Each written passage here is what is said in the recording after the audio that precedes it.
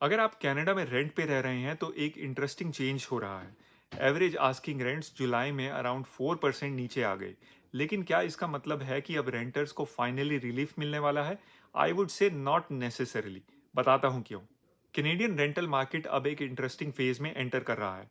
Rents पिछले साल के कंपैरिजन में नीचे हैं, लेकिन मार्केट में एक इम्पॉर्टेंट चेंज भी आ रहा है। रेंट्स की डिक्लाइन अब स्लो होती दिख रही है। In other words, rental market collapse नहीं कर रही, but it's trying to find its bottom.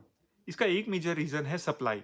पिछले कुछ सालों में कनाडा में काफी नई रेंटल सप्लाई मार्केट में आई है, और जब लैंडलॉर्ड्स के पास एक ही टेनेंट के लिए compete करने वाले मल्टीपल यूनिट्स होते हैं, तो लैंडलॉर्ड के पास रेंट अग्रेसिवली इंक्रीज करने की बार्गेनिंग पावर कम हो जाती है। Simple economics, more supply plus softer demand is equal to more negotiating power for tenants. अगर आप रेंटर हैं, then this is actually good news. आपके पास अब पोटेंशियली ज़्यादा चॉइस है, और लैंडलॉर्ड से नेगोशिएट करने का स्कोप भी बेटर हो सकता है। लेकिन मैं यहाँ एक इंपॉर्टेंट पॉइंट ऐड करूँगा। डोंट एज्यूम कि rents will keep falling for ever.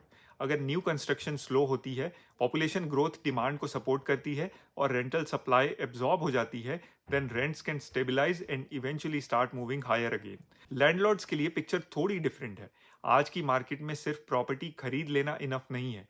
आपको कैलकुलेट करना पड़ेगा, what rent can I realistically get, कितना वेकेंसी रिस्क है, कॉन्डो फीस कितनी है, और सबसे इंपॉर्टेंट, प्रॉपर्टी कैश फ्लो करती है या नहीं। Actually falling rents can create an interesting opportunity for investors, क्योंकि अगर रेंटल मार्केट सॉफन हो रहा है तो डेवलपर्स और सेलर्स को इवेंचुअली प्राइसिंग एडजस्ट करनी पड़ सकती है। और इन्वेस्टर्स के लिए lower purchase price can sometimes be more important than higher rent. आप $500,000 की प्रॉपर्टी पर $2,500 रेंट कमा रहे हैं, या $400,000 की प्रॉपर्टी पर $2,200 रेंट। द सेकेंड प्रॉपर्टी में actually be a better investment.